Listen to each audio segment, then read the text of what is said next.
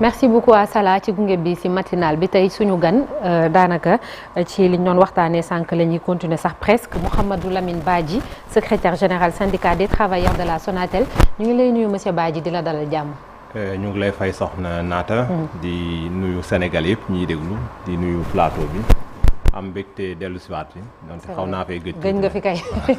merci beaucoup jërëjëf tolluwaay bee ko waral ak li Cheikh jeexalee sànq muy mbirum Starlink ma bàyyi la Cheikh nga introduire suñu ngan mi voilà justement monsieur Badji gis nañu bërki démb ba xibaar bi jibee pratiquement am sax journaux yu naan séisme ci mbirum internet fii ci Sénégal mais entre temps yéen ngeen woon communiqué di fësal seen i njàqare ci yenn yoo xamee ni da ngeen jàpp ni leerul ci duggub Starlink fii ci Sénégal yéen loolu fan ngeen ko teg lan moo leerul seen bopp ba mu tax tey ji agent Sonatel yi di fësal seen i maanaam ba xataraayu sax mais seen incompréhension ci mbir mi. c'est bien nga utiliser moomu xataraayu parce que sénégalais yi bëri dañoo jàpp ne dañuy xataraayu. bon. c'est important ñu poser débat bi en ces termes je pense que invité bi fi jaaroon Dacosta leeral na lu bëree bëri ci wàllu sécurité souveraineté numérique te damay faral di wax ne réew yi li ñuy rawante moom mooy prise de conscience bi masse bi di am autour de ces sujets là li may njëkk leeral mooy xataraayuñu lu jëm suñu bopp ndax tey sooy xool Starlink moo gën a seer li opérateur yëpp di def ndax 22000 la abonnement bi jëm 30000 amul benn opérateur boo xam ne chéré na noonu amul muy Sonatel muy Yaas muy Expresso kenn àggul foofu beneen bi mooy kit ngay jënd ci boppam donc suñu yemee ci prix rek amuñu luñ ciy tiit waaye li ñu wax ne moom mooy manque de transparence bi ci am mooy non mais avant ngay dugg ci manque de transparence bi par rapport ak Starlink aussi nee nañu li ñuy joxe ci débit que pratiquement doublé na sax wala triplé yéen li ngeen di joxe c'est faux en fait c'est que nit ñi dañuy jaawale gis nga réseau dafa mel ni tali gis nga tali bi nu mu xat su oto yu bëriwut day gaaw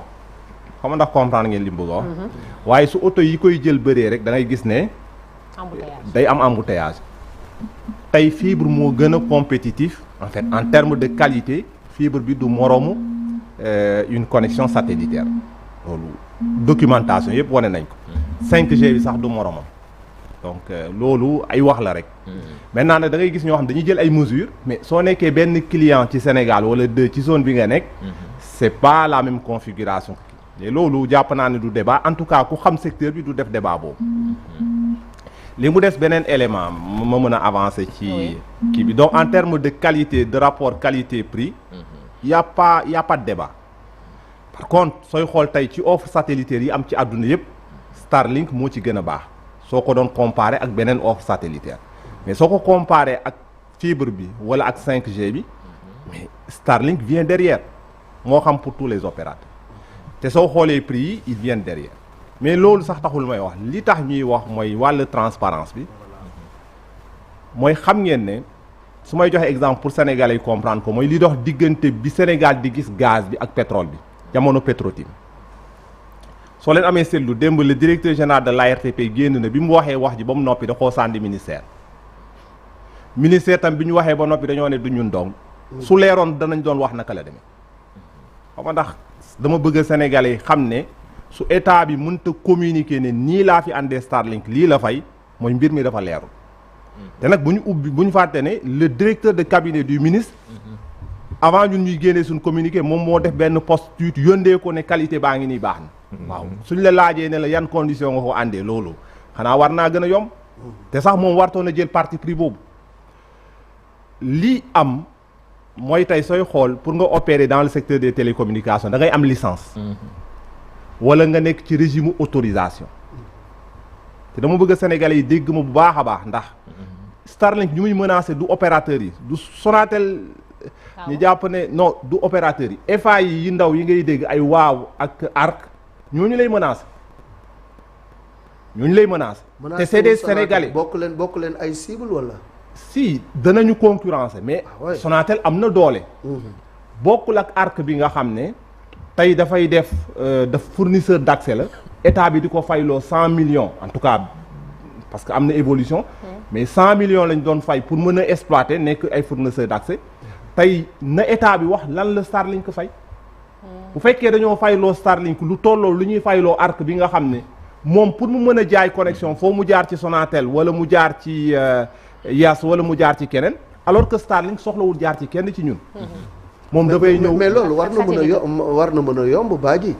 c'est-à-dire ci réew mu nga xam ne dañuy woote transparence wax dëgg yàlla ñaata ngeen fay droit à l'information ñaata ngeen fay gars yi ba ñu ñëw fii loolu on doit pas s'entourer de nuits et de mystères autour de cette question moom moo tax ñun bu ñu koy laaj xam nañ bu baax a baax li tax ñu laaj ko waaw lan moo tax te li tax état bi di ba léegi ñamewu cee communiquer xam na li tax moom tamit ba léegi ñamewu ci communiquer mooy li ma la wax c'est-à-dire dafa mel ni gis nga pétrole bi Petro-Tim ñëwee fii diggante bi débat bi gis ngeen ko dañoo wax ne Sénégal bi ñu xamee ne am nañ pétrole dañoo waroon a changer code pétrolier minier bi ak pétrolier bi balaa ñuy signer parce que c'était pas à l'avantage de l'État du Sénégal yow tu imagines Elon Musk patrimoine am ça fait 20 fois le PIB du Sénégal 20 fois le PIB c'est-à-dire mën na jënd Sénégal yépp 20 fois kooku nga bëgg koo exploiter loo Sénégal nga dugal ko ci régime boo xam ne li waaw di fay wala li Arc di fay loolu la war a fay au même moment nga fayloo Sonatel wala nga fayloo Yas soo jëlee Sonatel pour 4G bi ak concession bi fay na 100 milliards de francs CFA pour 5G bi mu fay 5 milliards de francs CFA loolu demul suñu poste dafa dugg ci hôpitaux yi dugg ci liy defar réew mi ki nga xam ne mën na jënd Sénégal 20 fois mu war a ñëw exploiter collectif ay milliards de francs de ces parce que mayul internet bi sénégalais dañ koy fay loolu sénégalais yi di ko fay état bi da cee war a am dara ñaata la ci état bi am loolu ça devait pas être un mystère loolu mooy premier point bi avant ñuy wax sax affaire souveraineté moo tax ñu ne leen yéen li ngeen woote yéen yaa leen fi ñëw woote jubal jubbanti yéen yaa leen wax ne contrat yi balaa sax bi ngeen nekk opposition ne contrat pétrolier dañ ko war a teg ci mbedd bi yéen yaa leen ñëw wax ne dañoo am bor boo xam ne daf ñëw sut sax ba mu ñu dugal ci problème yi nekk nii yëpp loolu lépp lu baax la woon waaw lan moo leen tey ngeen transparent ci diggante li fi andi Starlink lan mooy cahier de charge am ak ñaata la fay ndax niñ ko traité noonu lañ traité yeneen opérateurs yi ndax niñ ko traité désavantage wuñu yeneen opérateurs yu ndaw yi nga xam ne dañoo war a éclore ci écosystème yéen rek la ñu déggagum ngeen yëkkati ci seen baat ba looloo tax nit ñi yaakaar ni que da ngeen di xataraay que seen intérêt la ñu xam naa sénégalais yi dañoo fàtte ne bi fi président Macky Sall coupé internet bi ñun ñoo njëkk jóg ne bu mu ko coupé loolu sénégalais c'est-à-dire ñun li ñu nekk ni suñu aada la bi président Wade ne day jaay 9% Orange pour Orange moom Sonatel dañoo génn ci mbedd bi Orange pourtant bokk na ci ñi nekk ci capital Sonatel mënoon nañu wax ne suñu yoon newu ci waaye ñun ñoo jóg ne loolu du fi am Sonatel Orange moomu ko dafa war a des nekk moomeel Sénégal kon lii tamit du guléet biñ gisee ne baaxul ci réew mi baaxul surtout ci opérateurs yu ndaw yi amaana ñooñu mënuñu koo wax ñun ñu jóg ne lii na ko état leeral comme nangu gën baatu xataraayu bi ndax it tax man dama koy bàyyi mu àggali xam nga man yàqamti ba sama tontu xam nga cheikh bi nga ne xataraayu daf ne ndokk ba nga ne baatu xataraayu waaw mais nangu moo ko dama ne xataraayu ñu bëri dañoo jàpp ne wax ji ñuy wax nii dañoo gis ne suñuy intérêt dafa menacé wu ñuy xataraayu waaw da ngeen a am wujj buy waaj a ñëw loolu lañ wax ne soo nattee mbir yi li ma wax nii ku nekk am na xel ci réew mi waaw tey am na ay FA yi Sénégal wala bokk de waaw moo tax may wax loolu am na ay FA yi nekk Sénégal am na wala déet am na ay sociétés yu ndaw la yoo xam ne dañoo dépendre ci opérateurs yi ñu leen di fayloo xaalis waaw ki ñu fi andi te mu mën a jënd Sénégal 20 fois ndax dañ koo fayloo lu tolloog liñ fayloo ñooñu ndax moom su ñëwee ñooñu duñu exister ci waaw comme ñoom ñëw nañu te tàmbal nañu li nga xam ne moom mooy seen exploitation ci li nga xam ne moom mooy seeni laaj ndax am ngeen gàpp boo nga xam ne da ngeen koy joxe pour ne bu leerul dinañ taxawee nii xam nga nag ñun suñuy pexe duñ ko weer waaye ku ñu xam war nga xam ne wax ji waxuñu ko rek après dem tëddi nelaw na état njëkk tontu ba noppi mais justement balaa ngaa wax seen pexe dañuy déglu directeur général bu ARTP après ñu ñëwaat dellu si nga tontu voilà des acteurs alternatifs qui sont là Starlink est là je voudrais juste préciser que Starlink aujourd'hui est a été autorisé sur la base d'un cahier de charges sur lequel l'autorité de régulation des télécommunications a travaillé, ainsi que tous les acteurs tels que le ministère des Communications, des Télécommunications et du numérique. Je laisserai le soin au ministère qui est chargé d'approuver, de délivrer cette autorisation, de revenir sur les contours de cette autorisation. Mais en tout état de cause, nous en tant que régulateurs, nous assurons et nous rassurons tous les acteurs que tous les opérateurs, quels qu'ils soient, seront régulés et nous sommes là justement pour veiller aux intérêts des consommateurs, mais également pour veiller à l'équilibre du marché. voilà muy Dahirou Thiam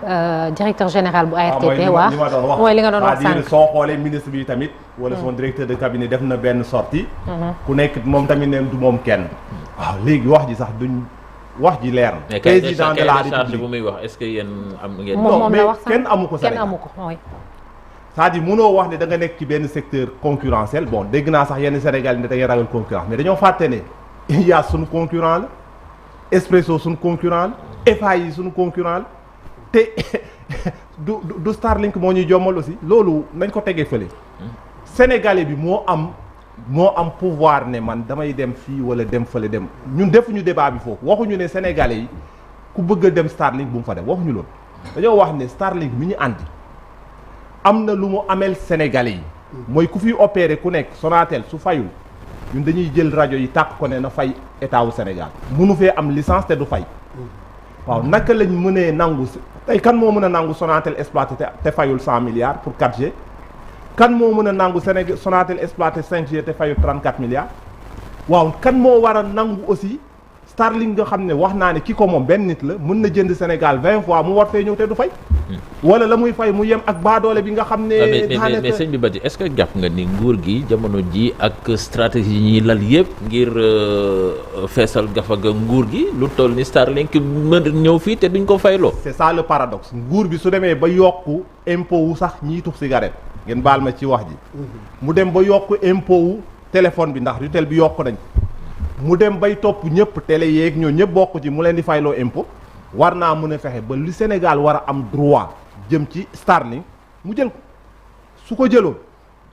na ko wax su ko jëloon na ko wax liñ ko laaj jafewul c'est-à-dire saa waay yaa xayti ñaata la fay te dafa war a dem ci budget wu Sénégal c'est une information publique c'est pas confidentiel ndax li Starlink fay dañ ko war a bind ci budget bi ñaata la yan condition lañ ko fi ànde naka lay def moom ak FAI yu ndaw yi xaw ma ndax xam ngeen lan mooy FAI yi mooy ñi nga xam ne tey par exemple dañuy wax ne cité kër góor ji yow bëgg nga abonnement jaar nga Sonatel mu jafe kooku client wu Sonatel mën na tiireel boppam ay infrastructure am ñëw jox la weer bu nekk yoo nga fay comme MVNO yi rek ni nga gisee Promoville noonu la amee ci connectivité en tout cas ci wàllu fibre beeg yooyu FAI yooyu saa yu Starlink ñëwee ndax ñoom seen marché dana continuer di am est-ce que war nañoo fayloo li benn FAI bu ndaw bi di fay ñu fayloo ko Starlink soo koy méngale kay Sonatel nga koy méngale Sonatel fi mu fayee 100 milliards Starlink war a fay 100 milliards réew mi da koo soxla. façon xam naa loolu moom tôt ou tard dina leer. ah non dana leeri ji dina leeri ji mais li ci des mooy ñoom seen ñëw état wu Sénégal dafa gis ni war nañ ci mun a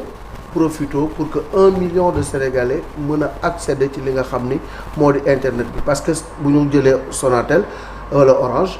du Sénégal gépp ngeen maaye am na ay zones yu nga xamante nii vraiment nit ñi amuñu accès à internet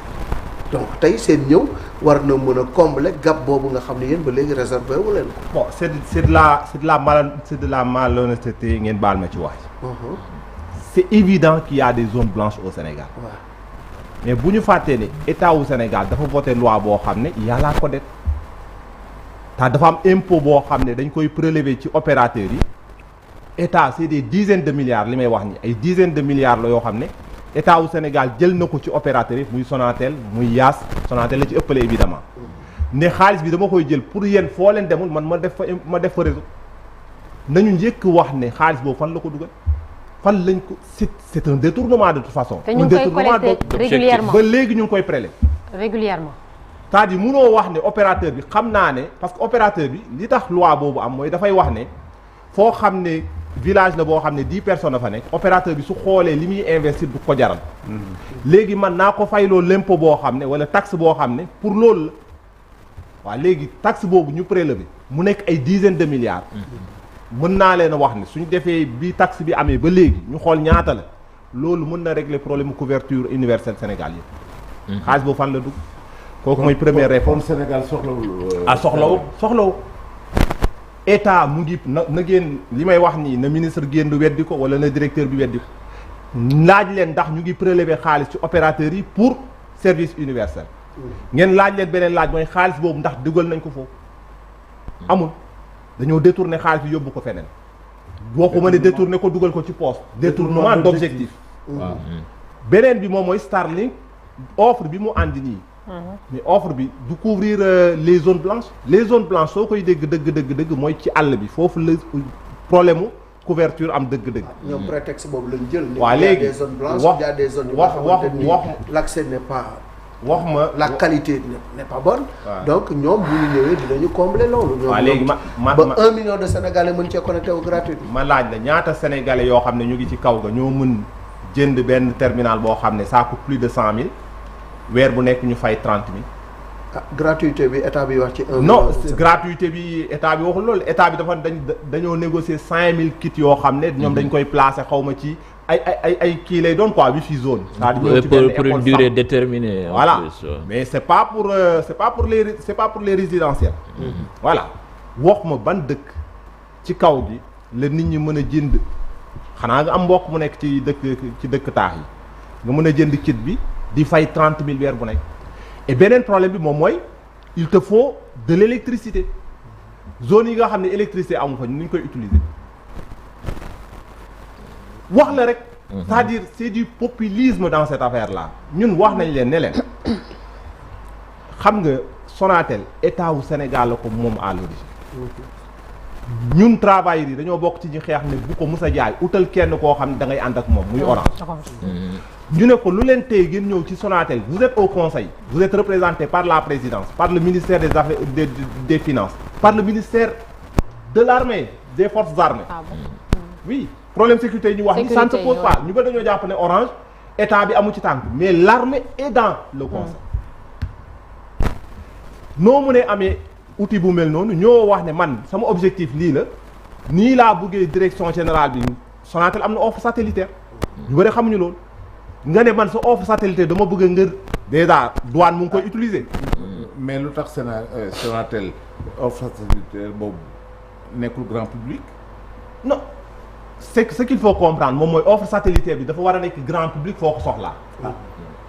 nañ waxante dëgg tey soo ñëwee par exemple nga ñëw fii ñëpp am nañu fibre soo fi àndee offre satellitaire tu sais la conséquence mooy lan. mooy l'opérateur du utati fibre.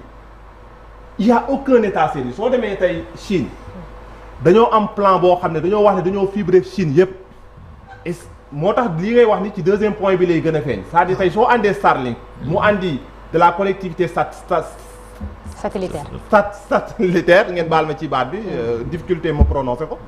première conséquence mooy opérateurs yi du ñu investir ci fibre. Sonatel dafay jël offre satellitaire am bi ñëw taxaw concurrencer ko. Starlink ci même périmètre bi. te fibre optique bi c'est plus coûteux wala c'est plus coûteux. boobu installation non c'est moins cher. c'est moins cher. c'est moins installation yeeg c'est moins cher et c'est plus fiable en termes de sécuritaire. il y a aucun état sérieux qui fera ce choix là. man de fiabilité. aucun état sérieux. en fait je parle pas de l'abonnement mais je parle de l'opérateur ci boppam par exemple bu doon jaay débit satellitaire par exemple est-ce que du boobu moom moo gën a yomb ci moom plutôt que muy dem di installer. évidemment c'est-à-dire muy dem di installer fibre optique Sonatel. c'est ça. tu sais le drame de cette décision là Sonatel. tey état bi su demee nii mu gis ne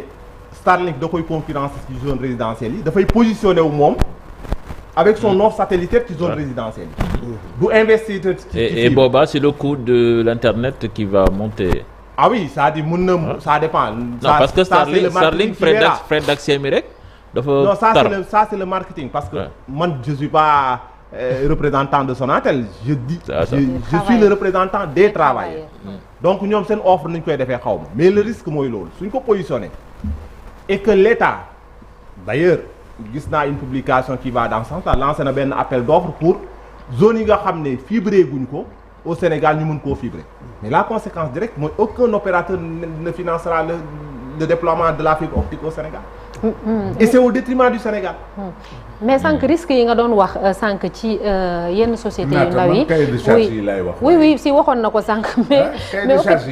risques yi waaw dinañ ñëwaat ci cahier de charge yi tuuti mais risques yi nga doon wax sànq parce que dem suñu ngan bi mi ngi ñu naan lu mel ni Kenya ñi utilisateurs yi sax taxuleen a bari noonu ci Starlink ndax booy xool Sénégal tam yaa ngi koy fàttali déjà suñu pouvoir d'achat bi demeewul noonu bu ñu naree dem jënd li xañ na peut-être à la longue ñu koy utiliser du ñu bari tamit donc finalement est-ce que dina am réelle menace voilà en dehors de voilà cahier de charge yi doyen di fàttaleeg li Starlink jox état bu Sénégal ak ndax dañuy nësaxal yu ndaw yi fi nekk. waaw moo tax ma ne sooy xool la menace. en fait moo tax bi ñuy waxtaan dama ne. xam nga nit ñi parfois du ñu peser xam incident yi. menace bi ci njëkk moom mooy dafay disparaître dafay faire disparaître un écosystème qui est là. qui fait vivre des Sénégalais mooy les FAI. FAI yi exploité. waaw ñooñu ils doivent exister même Ayo qui est au nord du Sénégal. Ah oui. Ils sont menacés. C'est vrai. comprendre li mu wax. mais ñooñu ay pères de famille fa nekk. et ñoo ëpp njëriñ Starlink je vais vous dire tey xoolal mu capter communication même si c'est 10%. comment la TVA sera payée. comment. ban outil la état du Sénégal xam mën a am. pour xam ne lii la Starlink pour quantifier am ci chiffre d'affaires Sénégal ba di ko ci fayloo impôt di ko ci fayloo TVA nga xam ne yow mi communiqué fay nga TVA bi moom mu collecté ko tey su amee la plupart des enquêtes criminelles la police envoie des requêtes aux opérateurs amul benn enquête bu sérieux boo xam ne police deful requête yónnee ko opérateur tey gis nañ ne fi Starlink nekk même les djihadistes là moom la ñuy utiliser. la guerre en Russie entre la Russie ak Ukraine ñoom ñëpp. te c'est quelqu'un d'instable mais Starlink tey nañ ñaan ñu ko yàlla mar day taal tey Starlink suñu waxoon ne léegi il fait disparaître tous les opérateurs moom rek a fi nekk. Elon Musk yeewu ne man damay couper Sénégal parce que mere naa président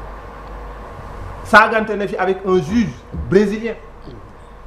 gis nañ li mu def Ukraine. dafa dem ba ci yàgg ne wàññi naa seen kii def restriction sur l'internet ukrainien. mais là moom yaa ngi ci nit ki ah.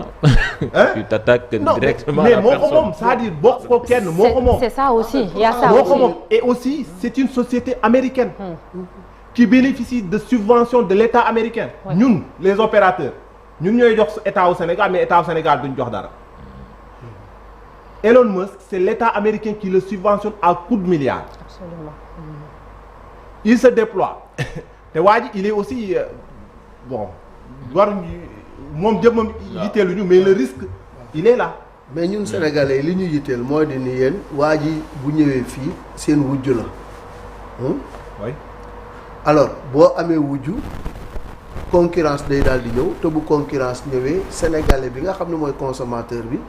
amaana mën na ci gis boppam parce que yéen bu ñu fàttalikoo ay jamono Orange Money da ngeen doon wax ni affaire yi mënul frais yeeg yooyu mënul wàññeeku mais bi ngeen amee wujj ay Wave ak ay Free Money ak ay yeneen affaires yi ñëw ci la ñu commencé gis ni voilà léegi 0 franc booy def lii wala 0 franc booy def là donc sénégalais bi est-ce que bu ñuy ñëwee nekk seen wujj prix yi mënuñu ci gis seen bopp ñoom consommateur yi. li ma ciy tontu mooy pour le cas de Starlink non. parce que Wave bi mu ñëwee dafa wàññi. Starlink bi mu ñëwee dafa gën a cher ñun. kon c'est pas la même configuration. Je répète Wave bi mu ñëwee li mu doon fay. c'était nettement inférieur ñun li ñu doon facturer. Starlink bi mu ñëwee li mu facturer c'est supérieur à ce qu'on facture. donc c'est pas les mêmes configurations. beneen bi moom mooy le cas Wave man benn regret rek la am Sénégal mooy le débat économique en fait on le mène pas très souvent. Wave dafa andi modèle boo xam ne mus naa ko wax je pense avec seen naataango Babacar Fall bi ngeen di jamono bi Wave di ñëw. soo xoolee suñuy tarif nga jël tarif opérateur yuy def mobile money ci adduna bi yëpp gënuñu cee cher xam nga ndax yaa ngi leen may dégg bu baax. Wave bi mu ñëwee dafa andi modèle américain boo xam ne ñoom li ñuy ut moom mooy ils font de l'économie plateforme c'est-à-dire de l'économie d'échelle. dafay ñëw facturer loo xam ne leer na ko ne sur le périmètre sénégalais dafay perte du am bénéfice mais il aura toute la clientèle c'est-à-dire man fi may amee 50% di ci am bénéfice moom day ñëw wàññi ba nga xam ne su amee 50% day perte mais leer na ko ne su amee 100% perte bi day nul c'est-à-dire du am bénéfice waaye du perte xam nga ndax yaa ngi may comprendre. Et aussitôt après da ngay gis ne dafay dem ci beneen dëkk moo tax bi mu ñëwee Sénégal ba conquérir marché Sénégal dafa dem ci beneen dëkk noonu lay consolider wu et une fois mu def loolu mu doog a def dafay nekk un puissant c'est-à-dire dafay dominer tout le marché ñi fa nekkoon ñëpp mu génne leen et il gagne ce modèle là ki ko njëkk déployé c'est Jeff Bezos c'est-à-dire mooy Amazon qui a eu un débat assez houleux avec un analyste financier boo xam da ko waxoon ne ton modèle n'est pas viable mu ne ko xamoo daal Sonatel on a commis une erreur moom mooy dañoo jàpp ne c'était un acteur classique qui n'allait pas accepter de faire des pertes ñu ne bàyyi leen ko rek il va dana régler wu le client lui ce qu'il voit et le client il n'a pas tort moo tax sooy xool ñun duñu wax ne client bi parce que mujj ngeen wàññi yéen ah mais évidemment parce que dañoo dem ba gis ne star ñii bu ñu ñëwee dañoo dem ba gis ne il faut ñu def même modèle ñu accepter perte après outil échelle xam nga ndax comprendre ngeen li comprendre na léegi loolu le Sénégalais il n'a pas besoin de tous ces détails là mais l'élite quand même il doit l'avoir le gouvernement il doit l'avoir tey soo demee Chine suñu gisoon un opérateur qui agit comme ça ñu am un opérateur boo xam ne ñoom am nañ fa tànk dañ koy arrêter forcer keneen ki mu mettre à niveau ñu doog leen bàyyi ñu compétir ensemble regardez le cas de Huawei. Huawei a eu de l'avance sur la 5G. Quelle a été la réaction du gouvernement américain? Sanctionner directement les dirigeants de Huawei. Ne bépp européen bu jënd matériel Huawei ñu sanctionner pour que les sociétés américaines jël avance. Il faut comprendre qu'un pays ne peut pas se développer sans mu am des champions nationaux. Et Huawei n'est pas une société chinoise.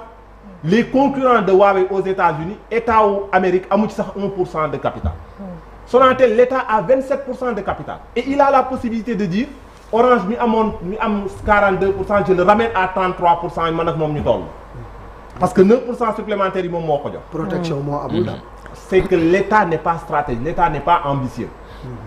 Avec le nouveau régime, ils nous ont vendu un patriotisme souveraineté, mais en tout cas dans le domaine du numérique li ñu gisagum ñuy doxal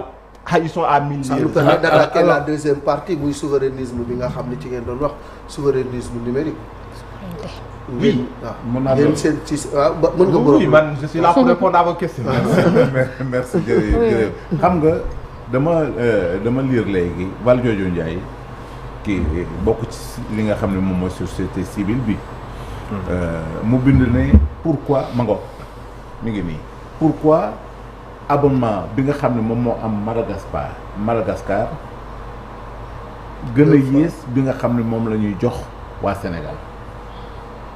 Bon, je pense que Valdiodio su ma newoon place am la première question moom mooy naka la fi Starlink ñëwee duggee parce que dañuy wax ne lépp lu xew ci sëy tàggoo na ci ngoroon kooku mooy première question. Deuxième question boobu mooy la pertinence même ñu andi Starlink la pertinence c'est-à-dire fekkente ne couverture universelle état bi kon na renoncer à la taxe bi muy jël ci opérateur wala mu wax xaalis parce que société civile loolu lay jëriñ xaalis bi ñuy collecter au nom des Sénégalais pour que Sénégalais bu nekk am réseau état bi di ko jël di ko dugal feneen na état bi waxal la ko dugal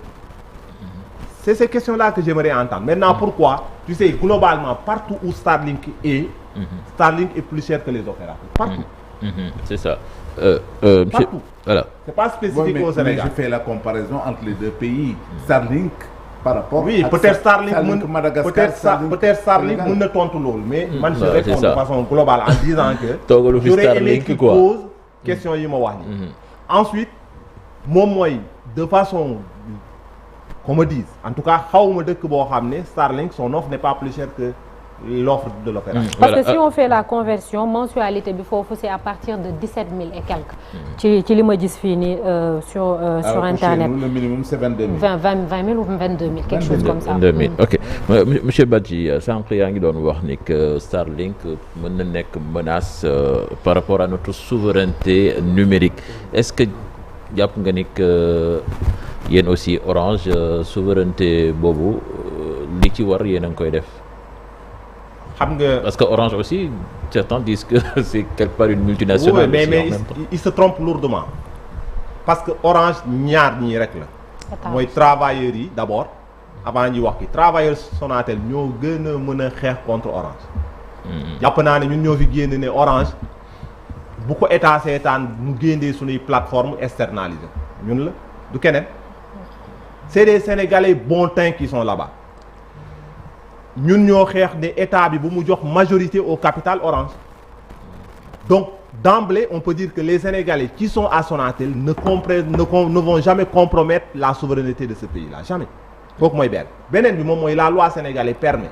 à ce que l'autorité mën a ñëw sax suñuy centraux mu teg fa ay appareils de contrôle c'est pas le cas avec Starlink comprendre beneen bi moom mooy wax naa la dans le conseil d'administration de Sonatel il y a l'armée il y a la présidence il y a les finances conseil d'administration mooy bopp entreprise ñoom ñooy wax ne fii ngay jaar troisièmement mooy est-ce que xam ngeen ne Sonatel société nationale la woon détenue à 100% par l'État du Sénégal État du Sénégal bi mu koy privatiser syndicats yi ñoo jóg xeex ne bul def l'erreur yi yeneen dëkk africains yi di def il faut pas vendre la société utal un partenaire stratégique qui va nous aider à être une multinationale tey loolu moom moo tax ngay dégg ay chiffre d'affaires de 1000 et quelques milliards jógewul Sénégal li ci jóge Sénégal lu tuuti la waaye impôts yi nga xam ne ak taxes douanières yiy dem ci gafaga réew mi ça fait plus de 200 milliards c'est entre 200 et 300 milliards comprendre te sooy xool lii jógee parfois bitim réew la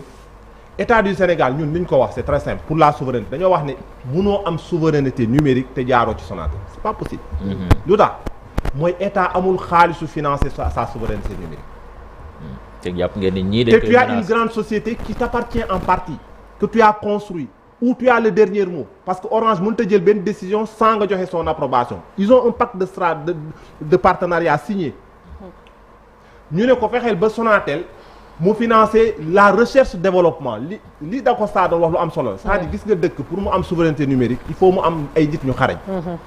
te nit ñi pour ñu xarañ il faut que université yi nekk au niveau mondial beneen mu am de la recherche développement tey il y a que Sonatel qui peut investir dans ce domaine-là beneen bi nga jox cahier de charge Sonatel ne ko man li ma lay confier mooy je te protège à ce que nga gën a màgg Afrique mais à une condition il y a des startups sénégalais qui sont là tu m'aides à construire 2 ou 3 ou 4 champions yoo xam ne ils vont peser des dizaines de milliards nga xam ne ëllëg du ñu waxati Sonatel rek suñu waxee Sonatel dañuy wax Sonatel ak bii ak bii ak bii imagine Sonatel su andilee 200 à 300 milliards de recettes à l'État du Sénégal ñu amoon 2 ou 5 Sonatel qu'est-ce que ça ferait pour le budget du Sénégal soo jëlee Inde c'est ce qu'ils ont fait le développement du numérique de l'Inde tey soo demee ñiy diriger toutes les grandes entreprises américaines du numérique c'est des Indiens xam nga li ko waral Tata bi ngeen di gis nii moo am une branche consulting c'est-à-dire qui est dans l'IT beneen bi Infosys le gouvernement les a aidés ñu développer un écosystème du numérique on est parti dire ça aux autorités étatiques mais c'est qu'ils n'ont pas l'ambition ou bien ils ne sont pas courageux parce qu'en réalité il y a le fait nga ne je veux être souverain sur le plan du numérique ak les puissances qui ne veulent pas que tu sois souverain dernier combat en date bi ñu am ngeen dégg ko évidemment le président avait posé un acte qu'on avait applaudi mais dañ ko wax ne ko des na mooy ne ko dañ ko wax ne ko il faut que vous renégociez la gouvernance bi am Sonatel entre l'État du Sénégal et Sonatel il avait écrit une lettre à l'époque adressée à Orange mais ba léegi furaas c'est qu'ils n'ont pas le courage d'aller jusqu'au bout c'est ça la vérité. Ok mais tey jii l'État du Sénégal quand même ne va pas faire tout ça pour les beaux yeux d'Elon Musk lan lañ ci mën a tirer comme avantage parce que ni nga tableau bi ni nga ko dépeindre c'est complètement sombre. Il y a plus d'inconvénients que d'avantages. Mais attends, qu'est-ce qui a empêché à l'État du Sénégal su ko neexoon mu def appel d'offres parce que c'est pas Elon Musk rek moom moo am offre bi Amazon qui est américain il a la même offre c'est-à-dire supposons ñu ne on ne sait pas faire wax naan Sonatel am na offre satellité qui est autorisée par l'État c'est pas ça le problème mais suñ jëlee sax ne dañoo bëgg a andi mastodonte koo xam ne mën na def moins cher et cetera et l'offre de Amazon moo gën parce que offre Amazon da lay wax ne la même si ça pose une question de souveraineté mais moo gën ci FAI yi Amazon da lay wax ne la man je vais pas distribuer directement au client damay ñëw andi sama réseau FAI yi nekk ci réew mi mooy les jeunes entrepreneurs là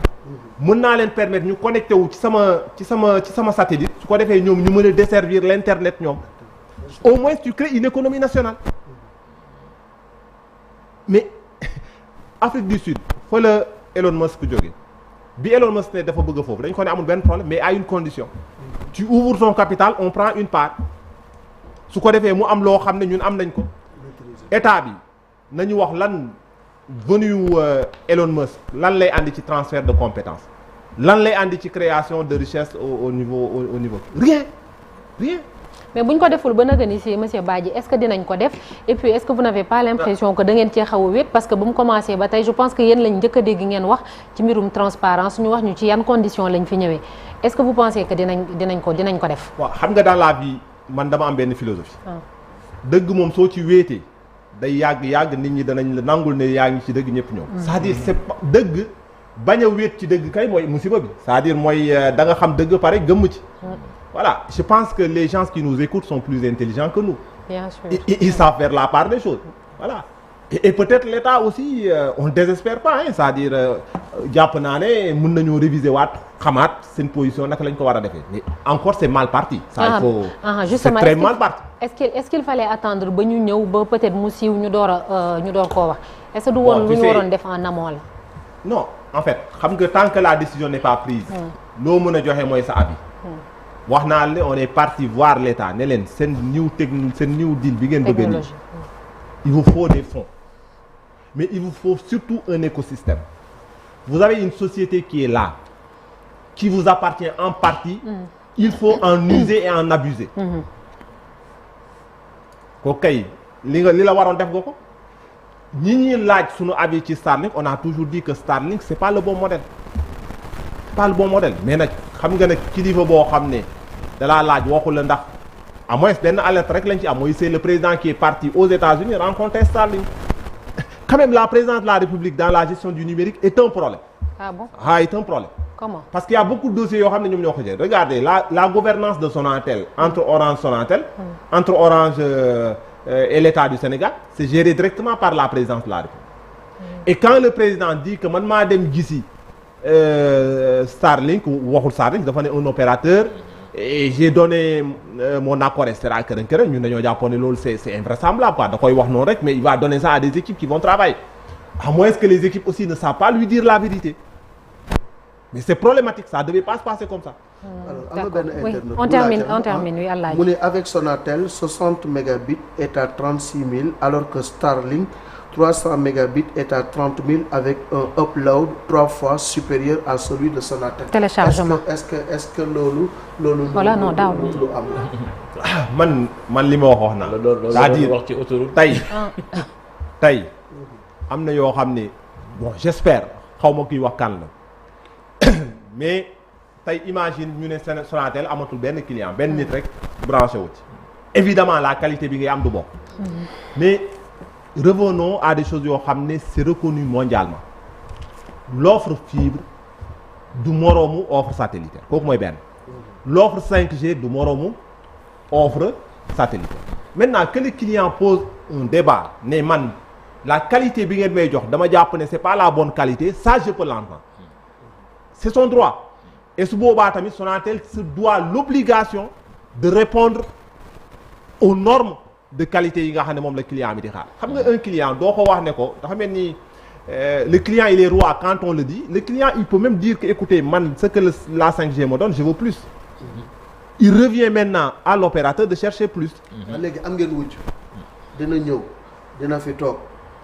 foog ngeen defaraat seen toogaay ak seenu jonge ndax wax ji Starlink ñëw na te day toog tey day samp léegi yéen lan moo war a nekk seen taxawaay il faut ngeen xoolaat seen taxawaay ak seen stratégie. Bon xam naa il faut qu'on fasse la part des choses. J'ai d'emblée dit man je suis le représentant des travailleurs. Oui. Beneen bi